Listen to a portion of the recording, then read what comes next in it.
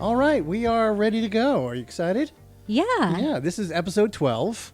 All right. Yeah. This is an interesting one. It's been out for a while. Yes. And it's an oldie but a goodie. yeah, well, not oldie, but just kind of. It's oldie. This is the film. It's the Adam Sandler film, and I know it might sound like we're picking on Adam, but we're not. Because I kind of like this film, but there are some things to fix. I do like this film. Yeah, it's a fun film. This is the film Pixels. This film, I think, had a lot of people very upset about, Really? Yeah, I mean, Okay. I recall, like, people, like, oh, man, no. And it didn't do very well. Was it because of the story, or was it because of the nostalgia that they felt like there was a lot of expectation, and then it just didn't. did not happen. meet their Yeah. expectation? Okay. Yeah. And which, I mean, for me a little bit also, Okay. I thought it was fun, but of course I came into it with zero expectation. That's probably the best way to watch this film. It's always the best way to approach a movie, but Yeah. I liked it. I thought it was a lot of fun. I do think it could be a better movie Yeah. with some changes. With some fixes. Yeah. So let's do a quick summary. If you missed it or needed a quick recap, I mean, you might have seen this and been like, I remember some of I it. saw this Yeah. a long time Long ago. time. I don't think it's that When long. did this movie come out? I don't remember.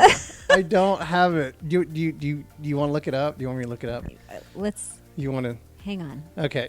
You're going to find. Okay. Pixels. Don't stop It was recording. 2015 film. 10 years. That's an old That's movie. not an oldie. It's not an oldie. Okay. All right. For those of you who watched it 10 years ago, here's a summary. All right. Aliens, they misinterpret a time capsule from 1980, the 1980s video game, as this weird declaration of war. Mm-hmm. And they attack Earth using like real life versions of arcade classics. Yes. Okay, so that's Pac-Man, Centipede, Donkey Kong, all those. But then former gaming prodigy Sam Brenner, and that's played by Adam Sandler. Yes. He's this underachieving, electronics installer guy from the Geek Squad, Nerd Squad? Something? Nerd Squad. Yeah. And, The Nerd Herd, the maybe. nerd, yeah. I don't know. Yeah. I don't remember. I don't remember. Nerd Herd? Is that what it was? It might have been that. I don't think so. Well, he's this guy. He's super, kind of frumpy. He's basically a genius living beneath his potential. Right. And he recruits his eccentric childhood friend Ludlow. Or actually, Ludlow kind of recruits him, really. Yeah. That's played by Josh Gad, and he's great. He's really funny. And then there's an arrogant rival, Eddie, played by Peter Dinklage. And then there's the weapons specialist, Violet, played by Michelle Monaghan. Michelle Moynihan. I always say that word. Moynihan. And they formed this the Arcaders. Did we mention the president? Well, the president, yes, is coming out. He's their friend Cooper. Getting ahead of myself. Yeah, and that's President Coop. Who was Chewie, also a childhood friend. Childhood friend of Sam. But he's the president now. Just, Miraculously. And that's Kevin James plays that part, which, he's a good guy. I like him a lot. But see, the thing is the aliens are attacking, cities are crumbling into this pixelated weirdness mess. Mm-hmm. And these, misfit toys, they've got to use those old school gaming skills. Right. To come back, join get teamwork together and, fight off the bad guys and battle back the enemy.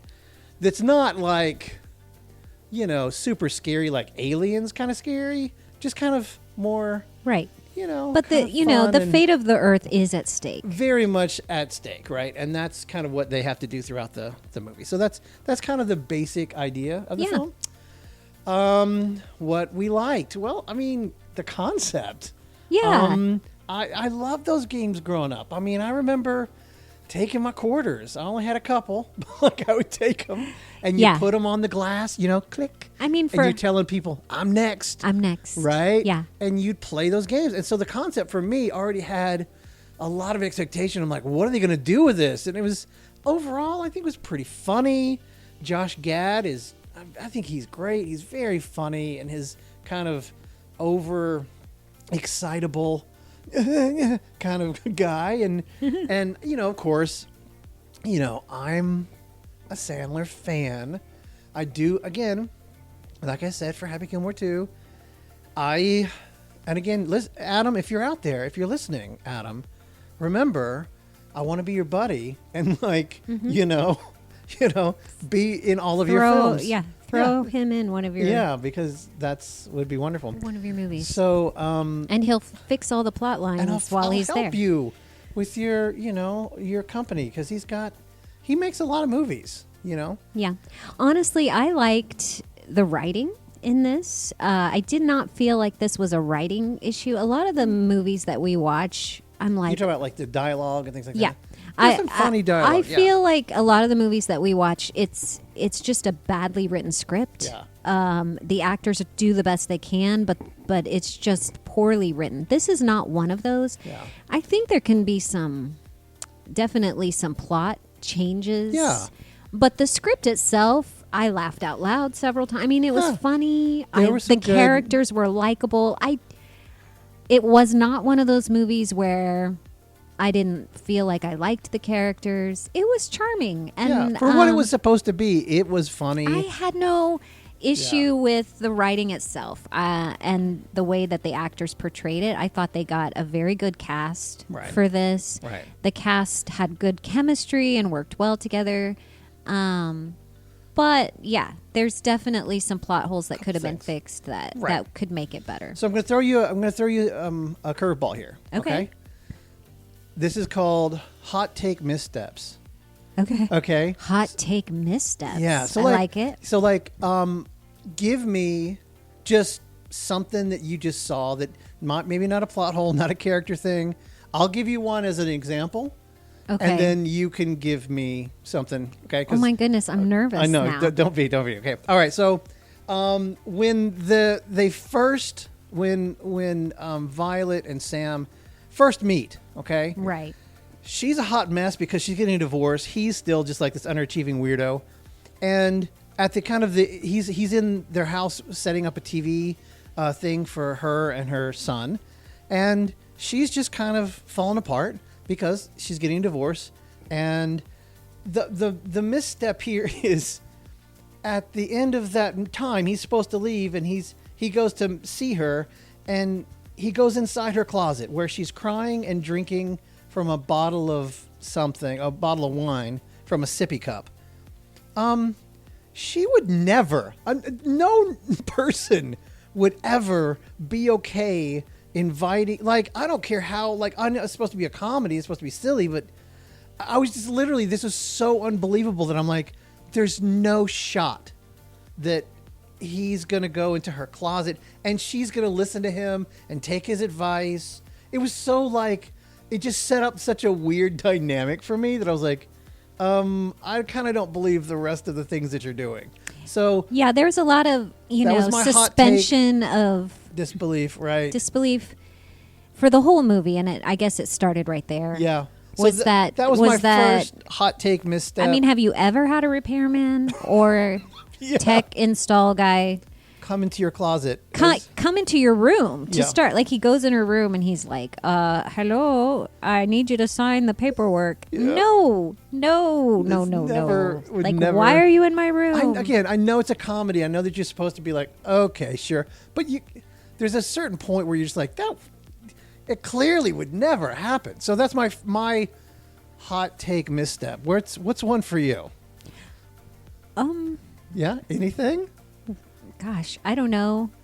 I feel like there was one that you okay, the reason I threw this at you was you mentioned it when we were watching the movie, when the first time when Josh Gad shows up.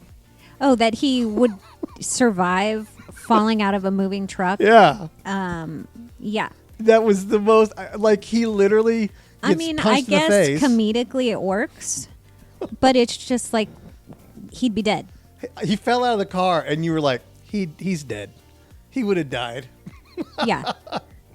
Yeah, I mean, I guess it was a misstep just because I like audibly and just didn't believe it immediately. Well, I mean, like I, I'm all here for like, alien pixels coming down and destroying the earth, but him surviving falling out of that car, that truck, that van, it was like, no, I don't think so. Yeah. I mean, he could have easily just fallen back into the van. He stops the van, opens up the door. Maybe he could have survived, but he would have been in a coma. Yeah. I mean, like, there's so much brain damage. Well, that's that would the have thing. There. Like even when you take a comedy, if you still ground it in something that's believable, then you're like, again, that starts falling into tone. Like, is it going to be a slapstick, silly kind of thing? That, is that what we're expecting, or? Because I didn't feel like the rest of it really was slapsticky, kind of stupid. I felt like it was, it was a comedy. It was great. But I think it was like that kind of... Anyway. I don't know. Maybe for his character. Maybe. For Ludlow. Maybe it was a little bit slapstick. But okay. Some. All right. Anything else? No? Yes? No? All right. All right. Let's jump in then. Yeah? Okay. All right. Act 1. All right. So a problem that I saw was I felt like a weaker backstory setup, really. It opens with Sam and Ludlow and Cooper, right? They're all going to an arcade, and they're playing, and it's awesome. And then they go to a gaming arcade championship, right? And Sam is fantastic.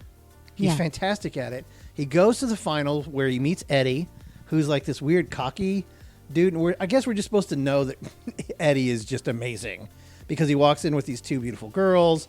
Yeah, he's got an entourage already as this teenage kid. Yeah. Or, I don't know, tween kid. Yeah. We're not really sure how old he is. But, yeah, he's got an attitude. He comes in. He's already, bragging. And that's okay. I don't mind, buying into, that's what, they're, that's fine. I get it. That's cool. I can get that one. Sure, they set it up pretty easily that he's going to be the competition. Yeah, but the scene doesn't actually emotionally hook me because again, the nostalgia of the moment, I feel like you could have maybe got a little bit of extra in there. So here's my idea. Here's my fix. Okay.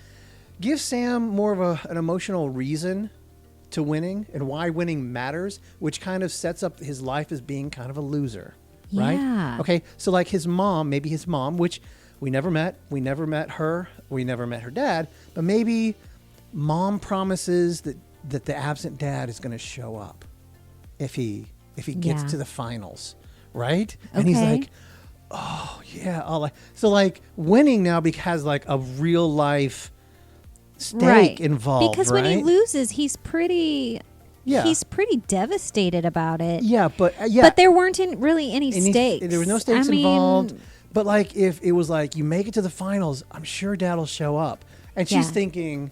Yeah. Maybe, and she doesn't think maybe he will, but she doesn't believe that he's actually going to get there. She thought this was just a little silly thing he's doing.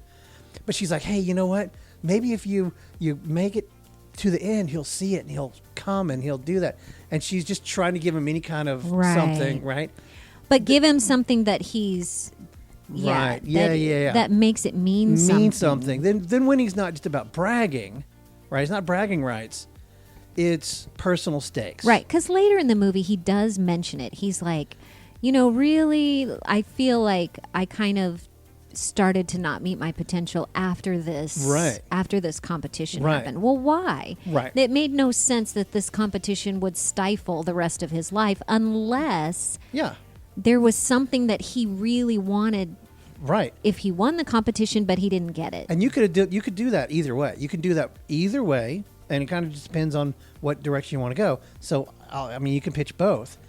Maybe Dad never shows up because he loses and he thinks it's his fault. Or even Dad does show up. And he loses. And he loses and he sees Dad walk away. And he's like heartbroken. Yeah. Right? Yeah. So you can honestly do it either way. But he's got now personal stakes to losing. And then it just goes just like he says, and Donkey it carries Kong, over. It carries over into his adult life. Right. Donkey Kong, it's constantly getting a barrel thrown at him.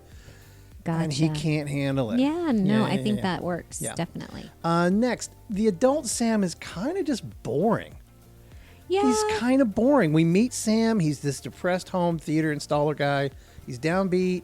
And, for a hero, for the hero of the film, it doesn't really sell, for us to root ourselves into. We want to root for him. Right. But he's not rooted in anything other than failure. And we don't want to be, Right. I mean, we know he's capable of more than what he's doing. Right. Like they've shown that in the movie, but you're right. I mean, like it's really interesting to have Adam Sandler be the normal guy. Yeah. And all of the wacky people are him. the characters that are around him. Right. Because he's kind of like always trying to bring everybody else down. Yeah. Like, hey, calm it down, buddy. Hey, Yeah. let's reel it in. All right. Yeah. And he can do that too. I didn't necessarily mind that. It doesn't really use his skills, but like for a fix, I think instead of making him this down and out loser, make him this really clever underachieving game designer or inventor. But I was thinking more game designer, that he invents these video games inspired by tech that like nobody uses or nobody takes seriously anymore, but he's still keeping up on all his skills, right? Yeah. Right? Because he's got these skills, and that's what, like, he's kind of like just frozen in time right whenever he lost that game. Okay. Right? So he's still working on those things that he's never really lost. But, he's not just some schlub that's right. Like maybe he is actually kind of he's like, you still see his potential of what he's he super could clever. Be. He's super clever, but the rest of the world just hasn't caught on yet. Yeah, he's a misunderstood genius who could be something special, but he just doesn't believe in himself. But like, of course, Cooper now is the president. He does see it. And he's like, man, you got to do something with it. You got to do this. Right. Right? Yeah, there you go. Yeah, I like that. Yeah. So next one, the alien threat is like super vague. It's so it's vague. A little bit confusing. The film like rushes into this. Aliens misunderstood the video from the gaming, championship, and they thought it was a declaration of war. Why? How? I mean, they said that Kubert says, which Kubert is a character that happens later. He says that they're warlike people, and that's fine, but it was kind of flimsy. It just looked like a flimsy excuse for VFX. Yeah. Right? Well, yeah, I definitely feel like they weren't quite sure how to set this up. How do we set up this battle between Earth and these video game characters? So let's have it be aliens who just misunderstand this and thing. So they just attack Guam, and they have no idea why. People are like, oh, it's these people, or it's this people. They didn't even know what was happening. I mean, and one of the games was already over. I was like, dude. Yeah. Okay, so we had already lost 2 battles before we even got in the fight. Yeah, we had no idea. They attacked Guam, and then they attacked India, right? India, and it's like, okay. So look, for a fix, okay, I'm going to pitch something to you. Expand this alien message thing, right? So maybe they send these pixelated holograms out to Earth that's like up in the sky, right? And it's these old school arcade cutscenes, right? Oh, you killed my father! You must die now! Like, and they're saying, "People of Earth, you've like whatever it was." Yeah, you do these old school cutscenes that happen in video games before the game actually started. Make it clear the aliens are this competitive culture, and the video games are like ritual combat to them.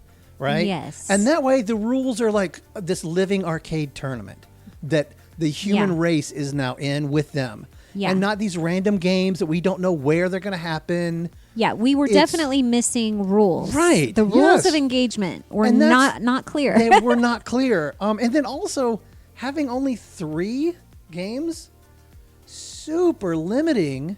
Like, you win 3 and you won everything. And I'm like, they should have I should have been done on points, just like the first arcade tournament was. Oh, points. Yeah. See, because they did that at the beginning. Like, oh, they're tied. Yes. Remember? So you have it done on points. Yeah, mirror the competition. Mirror the thing. So that way the last game of Donkey Kong, which we'll get to, is done on points. On points. That's Yes, better. So that's right. They could do other games, keep up, through the challenges, and then because then if they know the rules of the games and what games are coming, the humans could prep for them and not just happen to have 4 ghost cars. Yeah, that was. It's just like she goes. They're like, Pac-Man doesn't die from whatever the light. Yeah, the light beams. Yeah. I don't even know what the weapons are called. But they die from the ghosts. She's like, you need ghosts? Follow me. Yeah, she just happens to have ghosts. 4 different colored cars that she has modified to be ghosts. Like all of a sudden she's a video game expert and knew exactly what to create for this moment. Yeah. That didn't make any sense. If the rules were clear, they wouldn't have needed to. Then she would have been able to prepare that, and it would have made sense why she had created that. Exactly. All right, Act 2. The conflict as it starts to rise. Here's the deal. Side characters, I feel, were a little wasted.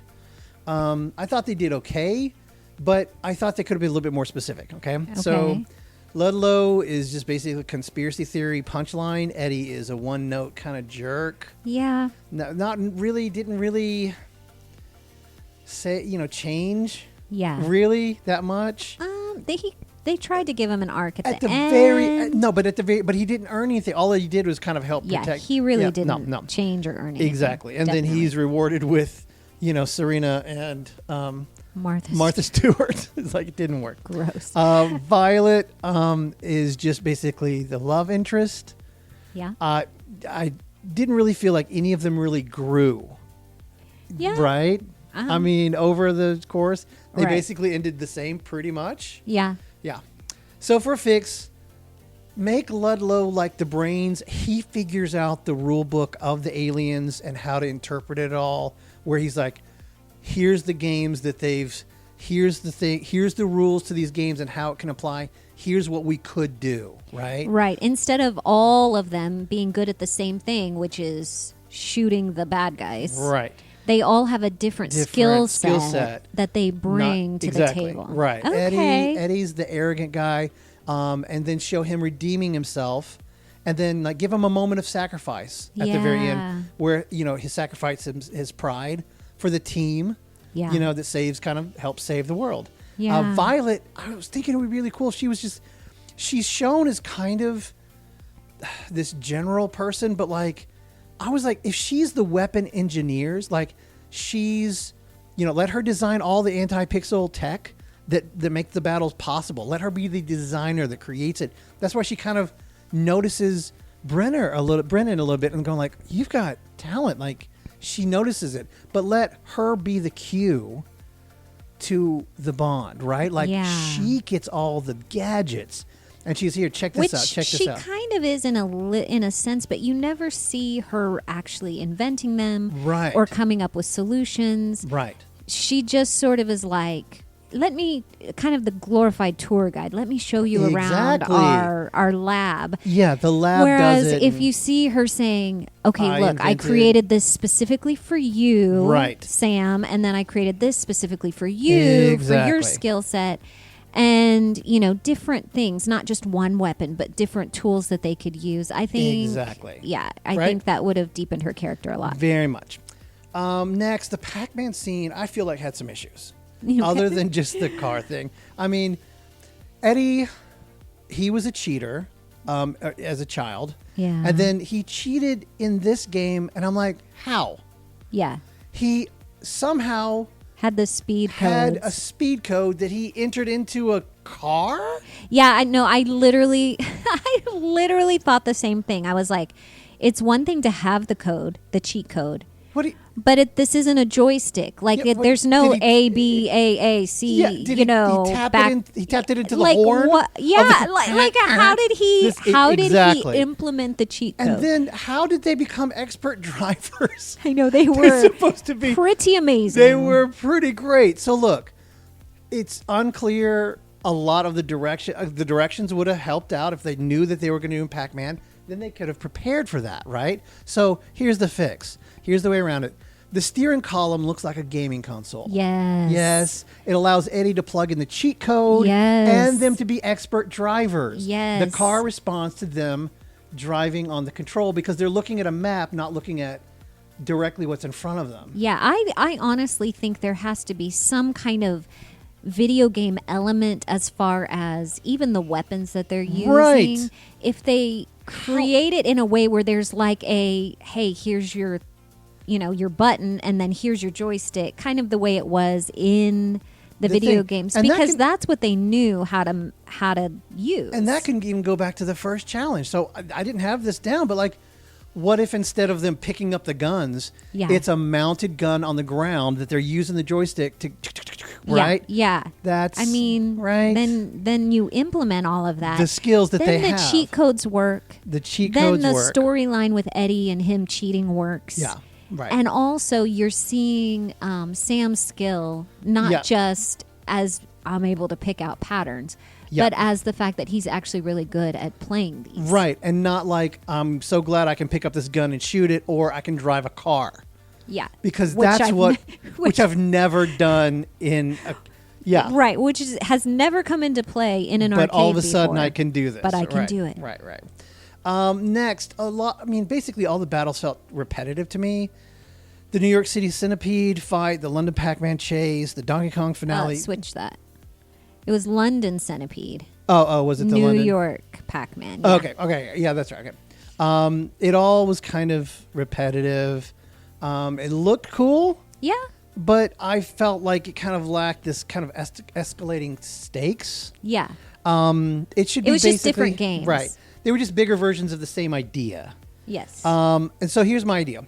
For a fix, you can make each round different kind of challenge that they need to solve individually. So like Centipede, right, it's these reflexes that Sam and Ludlow take the lead on. That's fine. They did that. Right. Pac-Man, strategy and teamwork. It's a co-op play. So Eddie has to take the lead. Of course, he cheats, but he gets docked points instead of being like, oh, you've lost a whole game and now Earth is going to die. Right. Right? He gets docked points. And it puts them in a huge hole. And now they're really behind. Tetris, which wasn't in there. Right. Tetris was a solving puzzle game.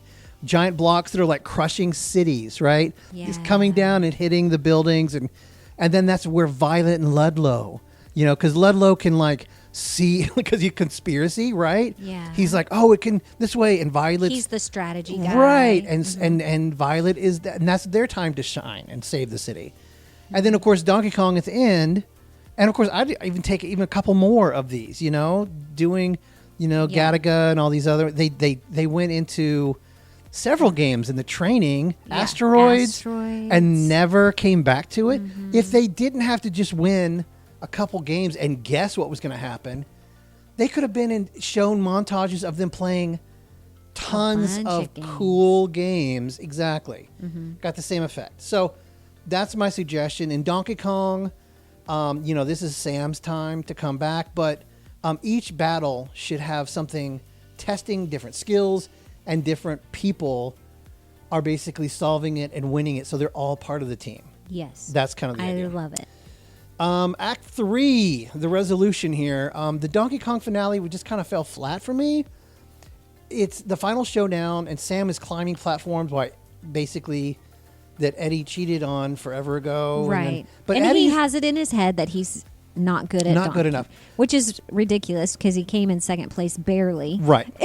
in the championship, but he has it in his head that he's no good at Donkey Kong. But the thing is, Eddie isn't even there. Yeah. He's down on the planet. Yeah. That's a problem. Yeah. I don't think he should... that's just having him down there like, okay, bye. It doesn't tie back to the opening arcade competition in a meaningful way, and it should. Definitely. So for a fix, make the finale mirror the childhood tournament. Okay? Not a rescue mission. Right. Because doing the rescue mission thing, you can have them up there. Right. But they didn't... they just were like, oh, where's the mothership? And then Max Headroom comes out and was like, we won, but I'm going to challenge you and give you a chance to win. Why? Yeah. If you've won, you've won. Well, why would you even offer? Where did Max Headroom come from? Like, what? He was never like all of a sudden he just appears. Yeah, that he just happens to know that they're trying to get up to him, and it shouldn't be a rescue Hey, mission. I've got a way for you to come up to the ship. They're tied in points, and they're doing the finale, Yes. and it mirrors this thing, and Eddie is there, Yeah. and Sam is there. And this could be a good opportunity for Eddie to grow too, because he can be at the end encouraging Sam. Well, because the thing is, he cheated before. This time, he's going to sacrifice himself, right? So that, and like, he throws the hammer, and it takes Eddie out. And he's like, I cheated before, but I'm not going to cheat anymore. Yeah, right? and then he's like, you can do it, Sam. And You're the best. Right, You're actually the best. And then Sam remembers, he's like all about the patterns, but like he's like, I can't just do the patterns. I'm going to have to go beyond what I know. Right. And I'm going to challenge myself, and it's going to show myself growing as a person, because I'm not just using the official patterns. Mm-hmm. I'm going to improvise. Yeah. And I'm going to go beyond what I know and what I think I can do. That way he's encouraged, and he's also growing. Everybody has grown, right? Yeah. And then of course they throw the hammer and he wins. That works for me. Another issue here, a lot of the comedy kind of, I felt, undercut the stakes. There were a lot of gags that were kind of cringy a little bit. Specifically, Qbert. Yeah. Look, man, Qbert, I think, was a really cute person in the character in the show. He's very funny and he does some things. But now, if you've seen it, you know where I'm going. If you haven't, here's what happens.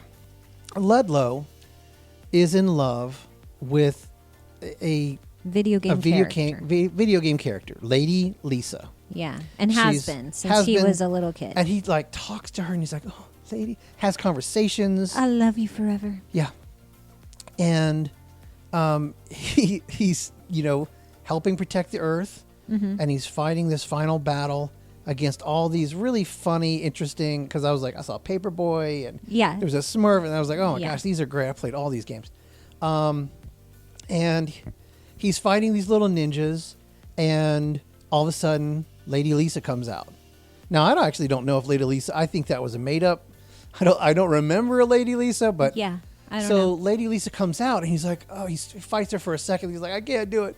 I've loved you forever. Yeah. And if you have to kill me, that's fine. And she's like, I found I'm put my swords down. She falls in love with him. She falls in love.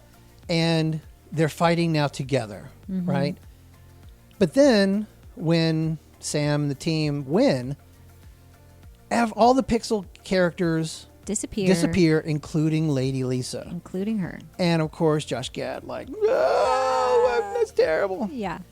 And he's devastated. And then later on, everybody's happy except for Ludlow. And he's like, my dream girl is gone.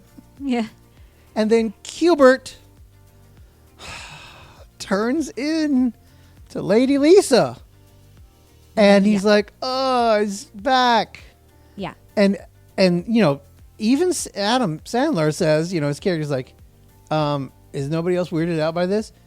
The answer is yes. We all are weirded out by this. All of us found it very weird and creepy. And it's not like, because the thing is, even the last moment was weird. That very last scene, the 1 year later. Yes. When they had little Qbert babies. Yes. Because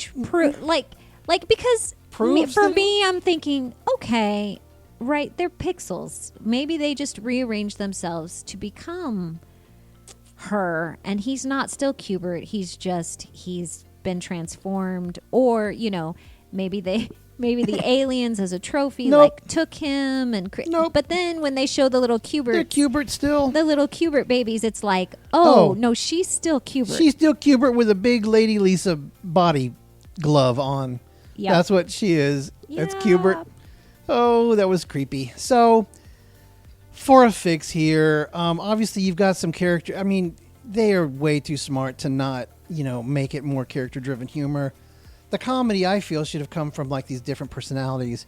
Sam's kind of deadpan, just like, those kind of things. Ludlow's energy, his manic energy, Eddie's arrogance, Violet's snarky kind of snappy things. Think of it as more like, okay, Guardians of the Galaxy, not a Saturday Night Live sketch. Right. Right. That's kind of what I'm thinking. And just no with the Kubert gag. No. Look, if you took it to a weird place. My fix for this is either she doesn't disappear, which I'm okay that she did because Josh Gad freaking out was pretty funny. When they disappear and they're on the White House lawn being hailed as heroes of the world, right? Yeah. The reporter comes up and wants to interview him, and it looks, she's exactly like Lady Lisa. It's like he sees for the first time this real life, the real human girl person who resembles, right, and the video game character, and he's instantly in love, and she's instantly there's instant chemistry. And there. it would be really funny because he's such a conspiracy theorist that like it'd be funny if she was like a reporter or something that like you know they're like now that they're together, they're a power team and can really investigate and but having him plug into the like real world. And that could be his growth too, like having him finally get over this fantasy character and fall in love with someone who's real. That's right. Because like whenever we're in his little apartment earlier on, he straight up has a shrine. I don't know if you saw it. Oh, no, I noticed the shrine. And there's candles, and that's not creepy. And by that, I mean that is very creepy. He has to learn to live in the real world. Live in the real. Not marry an arcade pixel character and have baby Kuberts. Yep. That's an issue there. Fix that, Adam.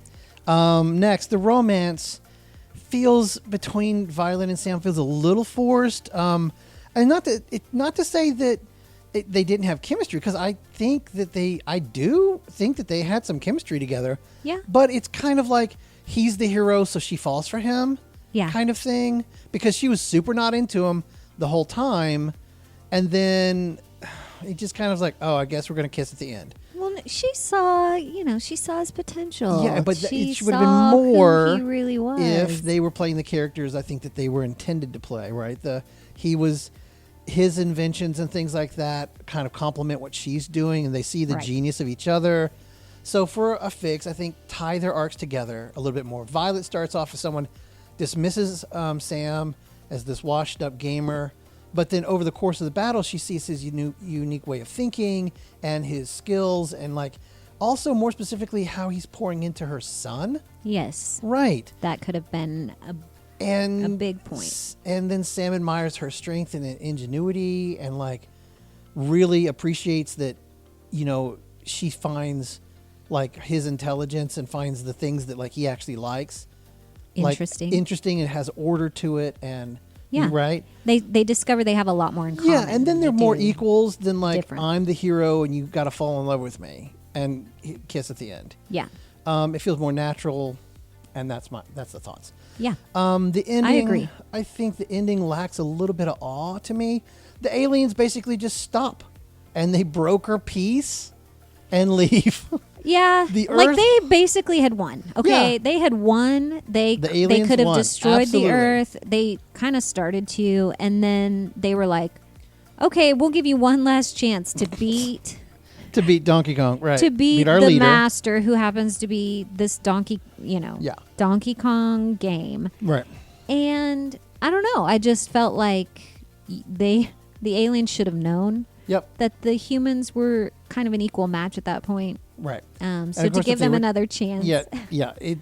But the thing is, the Earth doesn't change at all, and the story just kind of fizzles out. Yeah. Right? They just stop. Exactly. They're just like, okay, here's everything back. So for a fix, all right, let me pitch this to you. There's a galactic reward.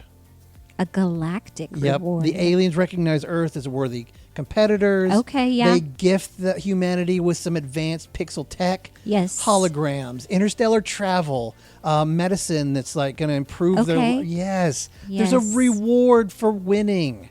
Yes. And they didn't know. Human race didn't know about it, but they're like, they've been granted this stuff. Sam, Violet, and the crew are now celebrated as Earth's arcade defenders of the world.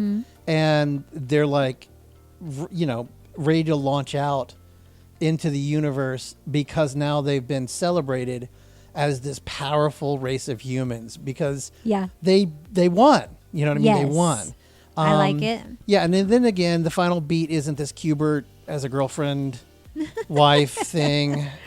It's humanity leveling up. Yes. Right? To this, moving on to level. the extraterrestrial contact. Yeah. And then keep the Q*bert as a friend, right? To possibly link to Pixels 2, right? Yeah, there you go. Something else, not just this weird wife thing. Agreed. Definitely. Yes. So, final thoughts. Pixels could have been, and here's the biggest issue. It could have been a modern Ghostbusters. Yes. Could have been modern Ghostbusters. That's what it should have of been. misfits fighting this bizarre threat. Yep. With the brains and banter and heart. Yep. Instead of leaning on these kind of cheap gags and half-baked jokes, just reworking the characters, raising the stakes at each battle, grounding the comedy in like real chemistry with each other, and especially and with real our heroes, stories and real story. stakes for Sam. Right. And then the movie would have gone from kind of a flop to a franchise. Definitely. In my opinion. I think it was a movie that I enjoyed. I did like it. I do think it could have been a classic. It could have been every time I think about a lovable movie. It's like knowing that it could have been the next Ghostbusters breaks my heart. Because people, I remember watching Ghostbusters going, oh, this is the greatest. It's such a good movie. Yeah. And this had every bit of potential to do that. Yeah. But it just, it needed right there. It was right there. It was so close. And that's what bugs me about it. It was so close. Right. So, yeah. I agree. I like the fixes. I think it would have made it what it needed to be. Right. And I think it would have been an all-time, forever loved movie. Yeah, I think it would have been a classic. Absolutely. All right, everybody. That's the show. Hopefully you had a great time. Thanks for listening, guys. You guys, you've been listening, and I've been seeing the numbers grow each week, and it's super exciting. So thanks for listening. Keep sharing it, and leave some comments if you liked it. And, that's pretty much it. Yeah, let us know what you thought, and we will see you next time. All right. Bye, everybody.